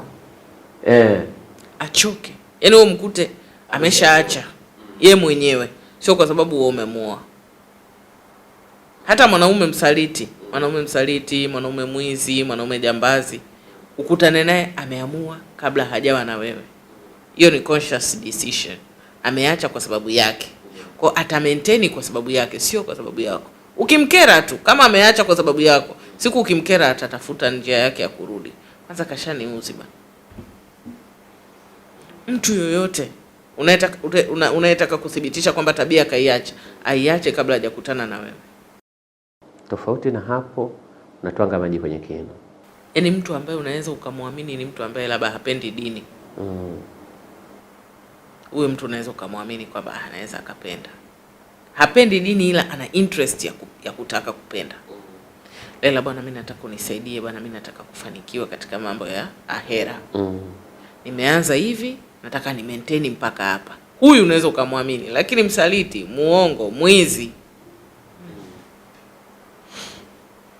hapana. Shida. Wajua ubaya wa wanawake ni kwamba hawezi hata kupretend. Akishaingia kwenye dhambi hatoki. Tofauti na wewe. Wewe unaweza ukaingia miezi mitatu ukatoka, ukarudi tena. Ubaya wako wewe ni kwamba nyinyi hamufungi milango. Mkiingia mnatoka, mkiingia mnatoka hivyo. Ila sisi tukiingia ndo kibati. Sasa madam, lakini tunajua kuna changamoto nyingi ambazo zinazojitokeza, na wakati mwingine kuna watu huwa wanaenda kwa watu kwa ajili ya kutaka mahusiano. Je, ni sahihi kumwambia mtu fulani kwamba humuhitaji ama hupo tayari kuwa naye kuliko kumchunguza wakati unamwangalia? Anadhani bora zaidi ukisema mapema kwamba mtu humuhitaji, kwa sababu utakaposema mapema utampotezea mtu, utamuokoa mtu kupoteza muda. Na za nyingine unapokuwa kwenye mahusiano na mtu ukakaa naye muda mrefu na ukawa humuhitaji, yeye anazidi kukupenda, wewe unazidi kumchukia. Unaona matatizo yanapoingia. Yeye anazidi kukupenda, wewe unazidi kumchukia. Na sio kama mtu ili umpende ni afanye sana, afanye unachohitaji. Sasa unachohitaji hafanyi, na wewe anachohitaji hufanyi. Kwa hiyo anazidi kukupenda, wewe unazidi kumchukia. Kwa utakapomwambia mtu mapema, ni rahisi kwake kwa sababu ataendelea na mtu mwingine. Huoni kama unamfanyia ukatili wakati moyo upo kwako? Sasa mimi, yani ubaya ni kwamba mimi sikuhitaji. Na siwezi kukupa 100% kwa sababu moyo wangu haujaingia kwako 100%. Kwa kuna wakati itabidi niwe na mtu mwingine ninayemhitaji mimi, niache kukushughulikia wewe. Ndipo hapo sasa utakaposema kwamba usaliti umeingia, au sijui nisikufanyie haki. Unataka kuzungumza na mimi nasikia kero simu yako. Kwa kuambia mtu mapema ni bora, japo wengi wetu huwa hatuelewi. Unajua unaweza ukapanga kwa mapenzi tu kwamba mimi nataka nimwambie mapema fulani kwamba mimi na yeye hatuendani. Lakini fulani akahisi kwamba ile kumwambia kwako mapema, yani kumwambia kwako mapema akahisi kama ni utani. Au anataka nimwangaikie ndio maana ananikatalia. Watu wanakukatalia kwa sababu hamuendani. Kwa wewe akili, yani ujanja ni kutambua mapema ili uweze kujiondoa. Na hakuna hata sehemu moja ambayo inasema kwamba eti kwa sababu huyu mtu umemkosa eti ndio hutopata mtu mwingine kama huyu. Ina maana unataka kukata tamaa kwa ajili ya Mwenyezi Mungu kwamba Mungu ametoa limited edition. Yaani mtu aliyomuumba ni huyu tu, hakuna mtu mwingine ambaye amemuumba. Hiyo ndio unataka kujaribu kusema na. Lakini kuna wakati mwingine, kwa mfano kama mwanaume akikataliwa huwa anaongeza bidii akijua kwamba mtu huyo atakuwa tu anataka kuniona labda kama vile ni mtu fulani ambaye nakata tamaa mapema au nilikuwa namdanganya. Na hili huwa linatokea kwa baadhi ya wasichana. Unakuta mtu alimfuata mara ya kwanza lakini akamwambia mimi sikuhitaji na mtu wangu sio na nini, au akamwambia tu mimi sipo tayari kuwa kwenye mahusiano. Lakini yule mtu anapo move on, unakuta tena kuja kumwambia hivi kumbe ulikuwa unanidanganya, ulikuwa hunipendi kweli. Kwa hiyo kuna kasumba hii. Sasa huoni kwamba anatakiwa kurudi mara kwa mara kwa ajili labda alikuwa tu anamtania anampima kwamba je, huyu ananipenda kweli? Unaweza ukarudi mara ya kwanza, ukarudi mara ya pili. Lakini ukirudi mara ya tatu majibu ni hayo basi. Unaweza ukajaribu, lakini sidhani kama wewe unahitaji mwanamke ambaye ana ndimi mbili. Anakuambia hakuhitaji kumbe anakuhitaji. Nadhani una deserve mwanamke wa maana kuliko huyo ambaye anataka kucheza drama. Mtu anajua anahitaji wale, anajua tu. Wazi kusema leteni uji kwanza huku najitafakari. Watu wanataka starter, hawataki chakula. Kuna mtu mmoja aliwahi kuniambia kwamba yeye alivyompata mkewe alikuwa na staili yake ya kumtafuta mke anayemtaka. Ilikuwa kila msichana ambaye anakutana naye atakapomtongoza ukumuonyesha ule msimamo kwamba akija kumwambia tu njoo kwangu, yule msichana akakubali kuja, anamweka X kwamba huyu hafai. Akija hivyo mpaka akaja kukutana na mama watoto wake wa leo, ni kwamba kila alivyomshawishi pamoja na kumpa hela sio na kufanya nini, njoo basi kwangu uje kupaona ufanye nini, yeye alikataa kata, akamwambia fuata taratibu, kama kwako nitakuja kukujua tu wakati huo. Ndipo alipomchagua. Lakini anasema alikutana na wasichana zaidi ya 10 ambao wanakataa, lakini mwisho wa siku akamwambia bwana njoo, ukimbembeleza tu kidogo anakuja. Unaona Kwa hiyo akasema alitumia staili hiyo kumpata mke wake. Unadhani hii staili ya kushawishiana kama hivi ni staili nzuri? Ni jambo la kawaida kwa wanaume. Sio jambo jipya. Wanaume wana mbinu nyingi sana ambazo wanazitumia kutupima. Ila sisi kwa sababu huwa hatusikilizi. Huwa ni mtu akikwambia na kuhitaji, ushavaa gauni ya harusi, ushazaa watoto wake 2, ushachagua majina. Kwa hiyo unashindwa kufanya vitu kwa ajili kwa calculation, unafanya vitu kwa hisia.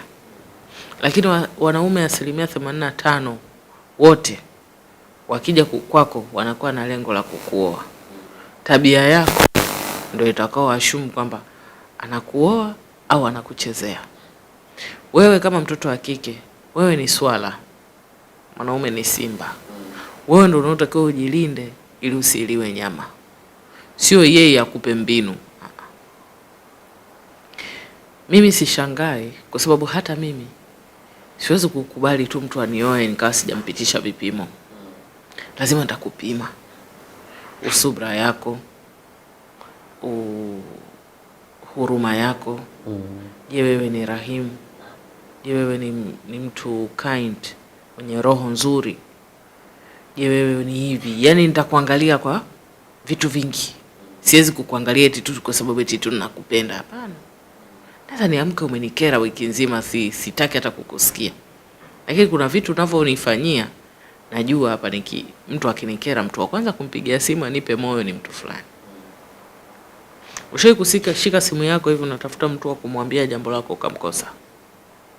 Hiyo ndo hasara ya kuwa na watu ambao hawana huruma katika maisha yako. Kwa sababu kupenda ni kupenda na kupo. Lakini kuna kuchokana. Kuna kuamka vibaya.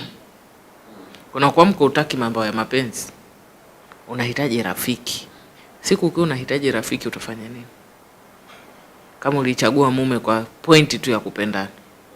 Na honeymoon phase ikipita, miezi 3 ikipita, ile ya kimuemue cha kutakana cha kupendana ikipita, nini kitawarudisha kwenye kikao kama sio urafiki na kutendeana mema na kuhurumiana? Sababu Mwenyezi Mungu amesema ni mapenzi na huruma. Kama yeye alikuwa anajua, yeye anatujua zaidi kuliko kitu chochote hapa duniani, anatujua yeye kwa sababu yeye ndo katuumba. Anajua sisi tunahitaji mahaba na huruma. Sasa kama yeye ilikuwa ni mahaba tu, angesema mahaba tu. Lakini kuna huruma ndani. Kwa hiyo yeye, mimi kwanza huyo nampongeza, na hii ni call out kwa wasichana wote. Kwamba nyinyi peke yenu ndo mnaamua vitu kama kuku kishingo. Lakini wenzenu wana pay attention small detail. Yaani unaona hiyo detail ni detail ndogo sana, lakini it's a very big thing. Kwamba kama wewe ni mwepesi kwenda kwa wanaume, hata mimi nikikuoa wewe utakuwa mwepesi kwenda kwa wanaume. Unatakiwa unionyeshe msimamo, nikupate kwa shida ndo niweze kukutunza. Kwa sababu hakuna mtu yote anayeheshimu kitu alichokipata kirahisi. Yaani wewe ninapiga tu story na mimi ushazaa. Yaani tunapiga tu story ushazaa. Tunapiga tu story ushapeleleza ninapoishi, ushakuja, ushafanya usafi. Ushaanza kupanga, jiko limekaa vibaya, ngoja nilipange. Nyumba hii ina rangi mbaya, ngoja nipake rangi nyeupe. Sasa mimi nitakutunza kwa sababu gani? Si yakupata kwa shida. Na wewe unafahamu kitu ukitolea jasho, hata kukivaa ukivai sana, hata kufua hufui sana. Hata ile tu kukitimba, uwezi kukitimba mara kwa mara kwa sababu unasikia uchungu. Ni kama gari ya mkopo. Yaani ukiiendesha unaendesha na yatukuruhusiu, ukipaki unapaki na yatukuruhusiu. Kwa sababu gani? Gari ya mkopo. Nikishindwa marejesho hii gari itairudishaje yadi? Sasa wewe gari umepewa, endesha tu mpaka utakapochoka utanirudishia. Utaitilia maanani ya nini? Kama alivyonipa tu mtu mwingine pia atanipa. una mashati yoyote ya chochote ulichopewa, huna muamana wala huna amana. Na nataka nikwambie katika watu ambao hawa appreciate vya kupewa ni wanaume. Bora hata sisi tukipewa tunaichukua kile kitu tunakiweka moyoni, lakini wao kitu kama hajakifanyia kazi ukawa tu umempa hivi. Angalia vijana wengi waliofunguliwa biashara na dada zao, anti zao wanachofanya. Au ushao kuona kijana wa pikipiki amechukua pikipiki ya mwenzake anapiga daiwaka anavyoifanya? Ngoja niitoe kaboni sasa. Ukiangalia hivi vitu vidogo tu vinakusaidia wewe kama binti, kama mke mtarajiwa kujua kwamba ujiposition namna gani katika hizi society. Simlaumu tena, ninampongeza kwa sababu ana akili na anajua anachotaka. Na sio yeye tu, watu wote wenye ufahamu wanafanya hivyo. Hakuna mtu yoyote ambaye hajui anatakiwa ale nini. Ndio maana unaona katika hiyo kauli ya kwanza nikakwambia, wewe kama ni mwanamume kweli unajitambua, uwezi kutafuta mahusiano na mwanamke miaka 2, yani unambembeleza tu akukubali. Uwezi. Kwa sababu kama hajui anachokitaka, hatojua wewe unachotaka. Ni ngumu. Yeye mwenyewe hajui atakula nini, atakupikia nini wewe? Yaani wewe unataka kupika, unaenda kumuuliza mume, "Sisi tupike nini?" Yeye anakwambia pika tu unavyoona. Sasa hata mimi sioni chochote, kwa hiyo tuketi tu. Au tutaagiza basi. Au tunywe chai. Utampaje mwanaume chai? Yaani asubuhi anywe chai, mchana anywe chai na usiku anywe chai. Kwa sababu gani? Yaani hata sina fikra. Hata YouTube huna. Ni shida kweli. Na inaonekana kwa mimi nampongeza kijana. Ni mfano wa kuigwa. Sawa. Kuna watu wanatoa siri zao za ndani za wenza wao kwa marafiki.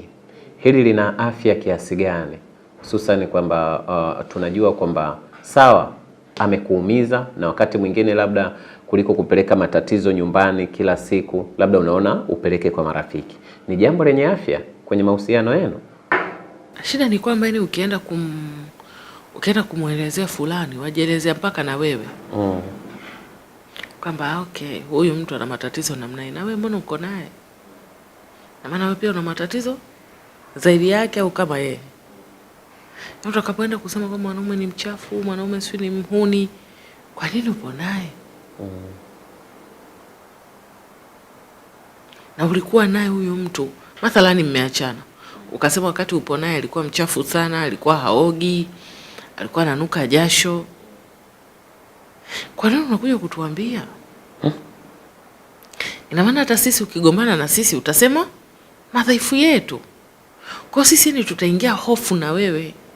Kuna wasiwasi fulani unatujengea kwamba wewe sio mtu wa kuaminika.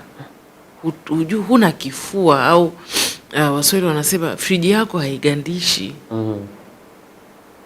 Kwa nini unazungumza vitu vya hovyo kuhusu mtu ambaye umeishi naye? Jamani, vipi wewe nafanya? Tulishindwana tu, tulikuwa tuna fikra tofauti. Namba 1. Au bwana, ratiba za kazi zilikuwa ngumu, yeye yuko busy na mimi niko busy, kwa hiyo tukawa tunakosa muda wa kuwa pamoja. Au yeye alihamia mji mwingine na mimi niko mji mwingine, kwa mahusiano ya long distance ni magumu sana, mimi nikashindwa. Au wazazi bwana hawakukubali mimi na yeye tuwe sawa pamoja kwa sababu ya kabila tofauti. Au dini bwana, msimamo wake wa kidini na wa kwangu tofauti. Maana hizo sababu tu nzuri zinazo kuweka wewe kwenye uwanja kwamba wewe ni mtu mwenye hekima. Yani yule alikuwa kama panya, yani alikuwa kama panya. Yani anatafuna kila kitu. Kila mwanamke anayemuona anamtaka. Yani sije kumuona mwanaume ambaye hawezi kucontrol sehemu zake za siri kama yule. Sasa mbona ulikuwa naye? Hata mimi mwenyewe sijui, kwa wewe pia hujielewagi. Yani unaweza tu anaweza kusema kwamba amerogwa. Yaani unaweza tu ukawa unaongea maneno fulani, watu wakasema okay, kwa wewe huelewi kwa nini upo naye, kwa wewe pia hujielewi. Nani watu hawajui, lakini kuna sometime unakuwa hujajua kuhusu akili yako, yani inakuwa haiko vizuri. Kwa kuna baadhi ya ya nati inabidi zichomoke ili akili yako iweze kupanuka.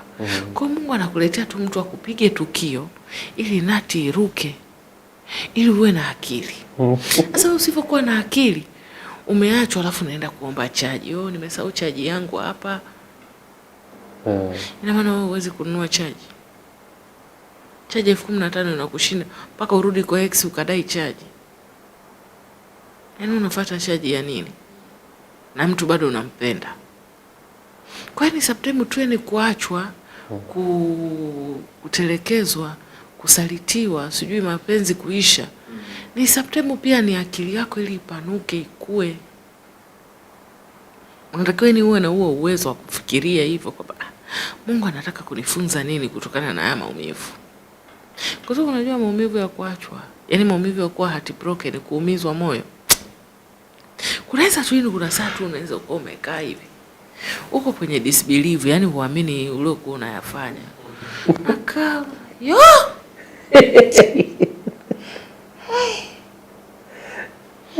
Nilifika hapa. Kuna watu walifika hatua ya kuwapigia watu magoti, waomba wasiwaache. Nitafanya chochote lakini usiniache. Chochote. Kwani uko sure utafanya chochote ili nisikuache? Ndio, nipo tayari kwa chochote. Hamna neno. Hichi sio kikubwa sana lakini utakiweza. Kitu gani? Niambie. Niko tayari.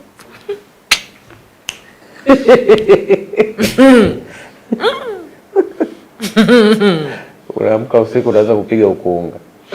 Niambie, niko tayari kufanya kitu chochote kwa ajili yako. Nitumie video ukiwa huna nguo.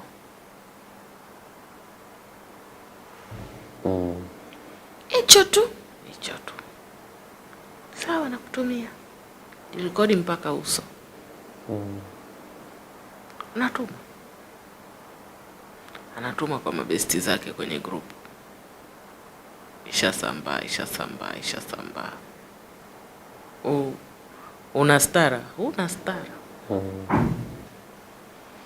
Utaanza kutafuta wababu sasa. Maana vijana wote wanaijua staili yako. Wanatafuta wababu. Hata babu ukitulia na babu tukikuuliza vipi? Vijana wanasumbua sana. Vijana wasumbui chochote. Una hila. Na hila yako mbaya. Hili sio jambo zuri pia. Kujirekodi ama kutuma picha za utupu. Itakukosti wewe zaidi kuliko, yani itakukosti watoto wako zaidi kuliko ilivyokukosti wewe. Hakuishi na ile aibu. Wewe mtu unawasiliana na mimi, umenitumia message leo, kesho tumechati. Umeshachukua username yangu ya Insta, umechukua username yangu ya TikTok. Umeniona mashallah, utani yako. Unaniomba picha ya nini tena? Yaani mimi ukiniomba picha tu nishashumu kwamba wewe una business. Unaomba picha nini? Basi naomba unitumie picha zako. Picha gani baba? Si nimekupa Insta, si unaiangalia Insta. Si uko TikTok si umeniona TikTok? Hapa picha hapa za hapa zina special gani?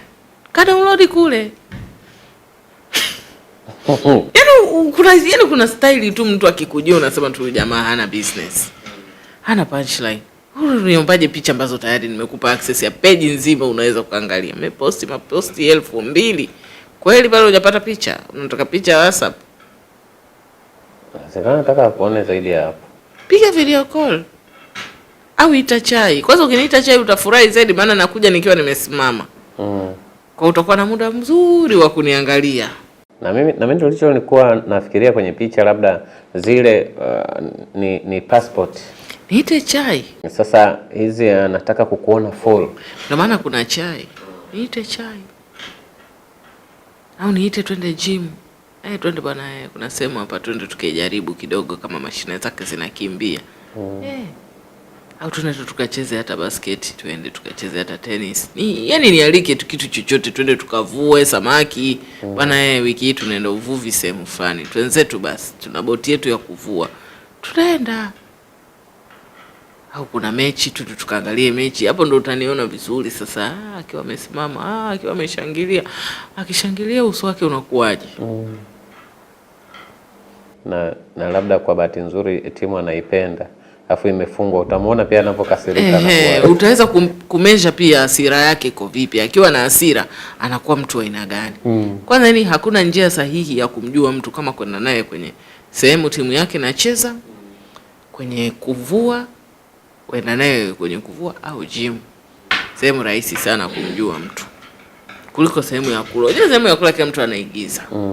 Lakini feelings zake zitakapoingia matatani, ana react vipi, ndipo utakapomjua mtu. Sasa nyinyi mmezoea tukutane, tuangalie movie. Kwenye movie utamjuaje mtu? Kuna msichana alinipigia simu, anashangaa, ananiambia Lela, mimi nashangaa. Naambia kwa nini? Asema mimi kuna mplana ameniambia ananihitaji. Nikamwambia tume CV yake. Tumefika kwa kutuma CV. Nasema sasa la basi nakimbia.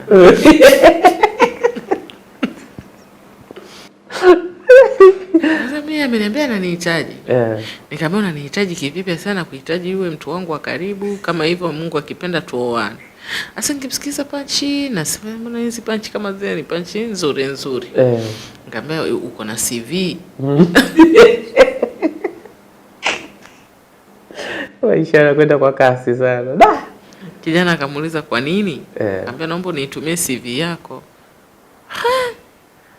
Anasema amenitumia voice ya nusu saa. Anantukana. Ananiambia kwani nimekwambia naomba ajira.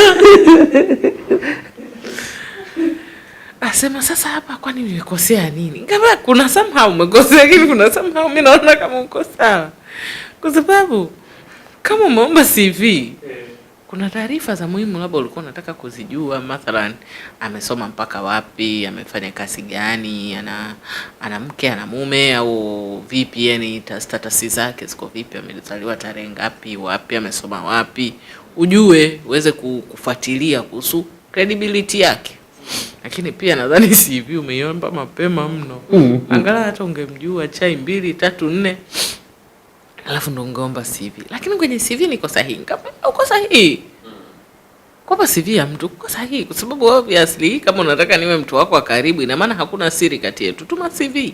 Lakini ungetakiwa usubiri angalau mikutano 4, 5, alafu ndo ungemuomba CV yake. Kwa sababu pale pia utapata jina lake rasmi. Ili kama uweze kufanya huko hapa rafiki zako wafanye udukuzi rafiki zako. Unajua sisi marafiki zetu wengi ni ma FBI, lakini sasa sio rasmi. Kwa hiyo utakapotaja jina la jamaa wanaenda kumcheki huko kwenye social media, wanaenda kumchunguza, wanaenda ili waje kukuambia. Yaani hiyo ni guess code, tunaita kama kodi ya kidada. Kwa lazima wakufanyie uchunguzi wa huyo kijana uliomtambulisha kwao. Kwa pale pia utapata jina rasmi kwenye CV. Lakini umewahi. Lakini sasa akanipa kitu cha kufikiria. Yani hiyo siku nilipata thought process nzuri kwamba kumbe kuna wasichana wanajitambua. Yani watu wanasema unatakiwa uweke yani program very strict. Yani uweke yani plani fulani hivi ambayo imenyooka wakati unatafuta mume au mke. Unatakiwa yani small red flag. Nakata. Kwa sababu mtu anayekuhitaji kweli kwa lila ya Mwenyezi Mungu, mimi namtaka Lela. Sina option nyingine zaidi ya Lela. He will never mess up. Hawezi kufanya makosa. Atafanya juu chini. Yani ni kama wakati unaandika barua ya kuomba kazi. Utasoma mara 2, mara 3, mara 4. Utasoma Ayatul Kursi na Yasini kabla hujasubmit. Uongo kweli? Na usiku utaswali swalatu haja kumkabidhi Mwenyezi Mungu. Ni kama unapofanya mtihani. Kwa sababu huna chance nyingine ya kupata huu mtihani zaidi ya hii ulionayo hivi sasa. Kwa hiyo kama hivyo mtu akikuhitaji wala yani hutohitaji kumpa second, third or fourth chance. Chance ile moja ata maximize. Mtu ambaye anakudanganya jina kwa mara ya kwanza anafanya sahihi, anafanya au sio sahihi? Inaitwa white lies. Anadanganya mengine makubwa. Kwani unangana jina? Kwani hapa tunachapana, hapa ni mstarini. Kwani unandanganya jina? Nataka nikufanye nini? Au unajua nitakukagua kwenye, kwa sababu sasa ukiandika kitu chochote Google, ChatGPT, ukiandika majina yake matatu inakuletea info zake zote. Kasoro tu zile ambazo ziko kwenye Wizara Mambo ya Ndani na Nje. Zile haziwezi kukuletea. Lakini taarifa zote za social medias zote zinakuja. Aliwahi kuwa na girlfriend 2003, unaletewa hadi username zake zote unaletewa. Kwa nini useme uongo? Unaficha nini? Kwa hiyo ni tahadhari pia. Sasa rafiki wa mumeo ama rafiki wa mkeo akikutongoza unatakiwa kufanyeje? Rafiki wa mumeo, naanza hapo. Rafiki wa mumeo akikutongoza, jua hamheshimu mume wako na hakuheshimu wewe. Kwa hiyo ukajiona wewe keki, alafu mume wako anakusalitigi mbele yao, kwa wanajua wewe sio menchiki.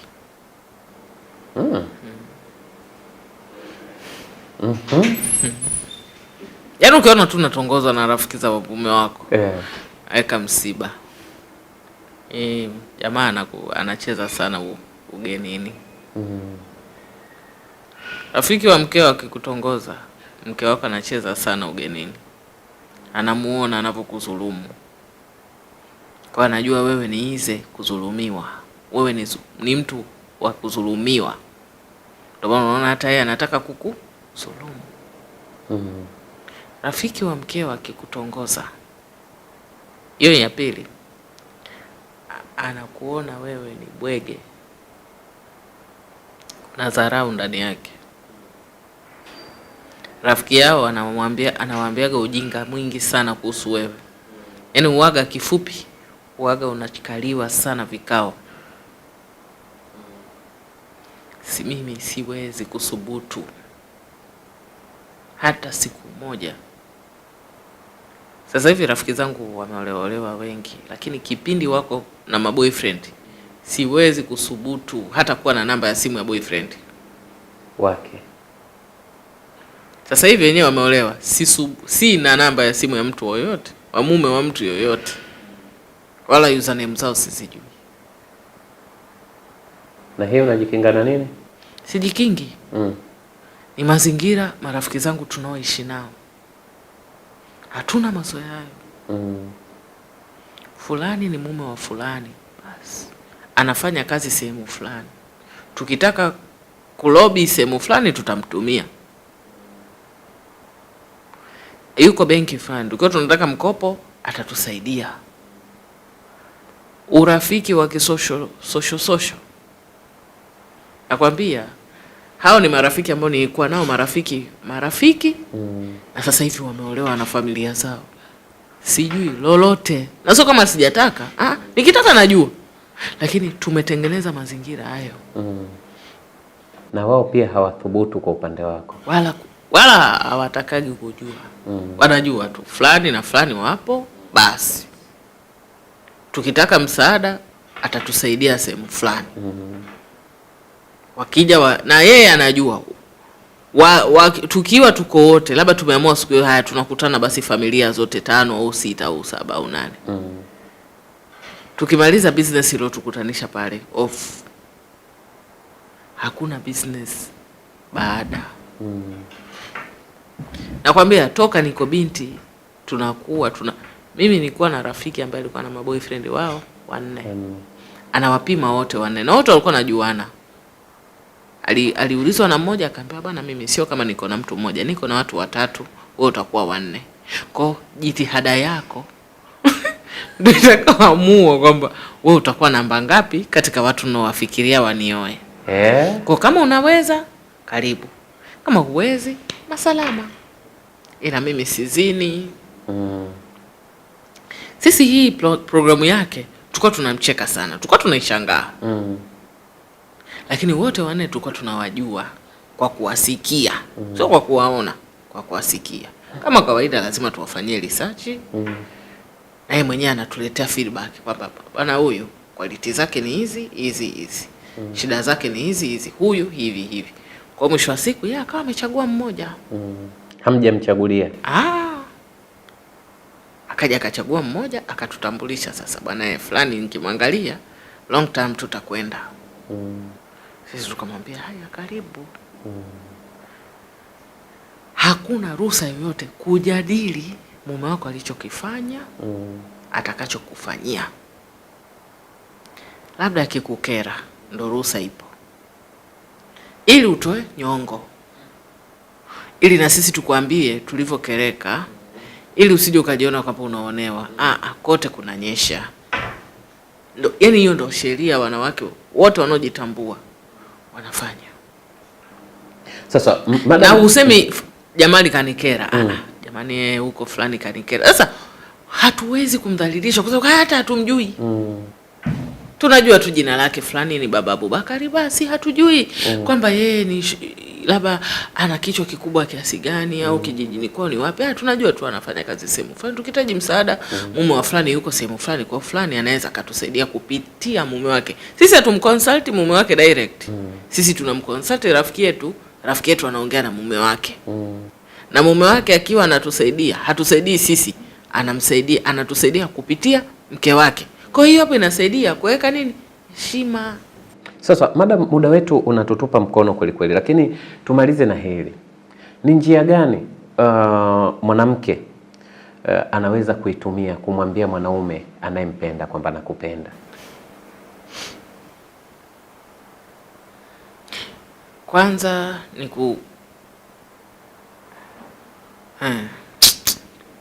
hakuna njia. Njia haipo. Wewe kuwa tu welcoming. Kama mna urafiki, kuwa tu mtu ambaye uko welcoming. Akitaka kukujulisha jambo, uwe tayari kumsikiliza. Akipiga simu, aongee sana kuliko wewe, yani wewe uwe msikivu kwake. Alafu pia muheshimu. Kwa namna yoyote, under any circumstance, ukiwa na njaa, ukiwa umeshiba, ukiwa umefurahi sana, mvua imenyesha kali, under any circumstance usimwambie nakupenda. Usiseme. Athari zake ni nini? Anaweza akawa hakupendi. Alafu akaona tabu kukuambia sikuhitaji, kwa akakuumiza. Anaweza akawa yuko na mtu wake, ukawa mchepuko. Anaweza akawa akakuchukulia kama fursa, akakukopa, akakuacha, akawa na wewe kwa sababu ya kupata maslahi. Sio wote wana hiyo capacity ya kuelewa kwamba mwanamke anaweza kanipenda na akaniambia tukaendelea. Sio wote. Wewe fungua tu milango ile ya kuwa urafiki, unamjulia hali mara kwa mara, unamwalika sehemu yenye watu wengi, sio na yeye tu. Akiwa na programu zake unakwenda, uwe na proximity, yani kuwe na ukaribu kati yako wewe na yeye, kwamba akiwa anafikiria jambo fulani lingefanyika hapa kama fulani angekuepo, aanze kuona umuhimu wa uwepo wako. Sasa yeye anaweza akadevelop yale akawa mapenzi, au akadevelop yale akawa partnership kwenye biashara. Lakini usiende direct mimi nakuhitaji sana. Nadhani style hii labda sio ilikwenda kana Mtume, lakini style ambayo sio rahisi katika ulimwengu wa sasa. Na kama kweli unampenda kihaki lillahi na Mwenyezi Mungu anajua kwamba huyu kweli ndio sahihi yako, ile kumpenda tu kimoyo moyo inaweza kumfanya akakwambia yeye. Kama Mungu ameona kama nyinyi mhitajiana kweli. Na nikushukuru sana madam. Asante kwa muda wetu sio rafiki kwa siku hii ya leo. Msikilizaji pamoja na unayetufuatilia kwa njia ya YouTube, wakati huo hapa, kila lenye mwanzo alikosi kuwa na mwisho. Wakati sio rafiki, tukutane tena wakati mwingine. Nikutakie usikivu mwema vipindi vinavyoendelea hapa hapa. Endelea kuwa nasi. Nyuma kamera alikuwa Saidi Abdullah mwana wa Chembea, mimi ni Khatibu Omar, lakini shukrani za dhati kwa Madam Leila kwa kuwa nasi na mengi ametufunza leo hii. Kikubwa ni kuyaondoa katika maneno na kuyaweka katika vitendo, kwa sababu tunaambiwa kwamba vitendo vinaongea zaidi kuliko maneno. Nikutakie kila la kheri na siku njema.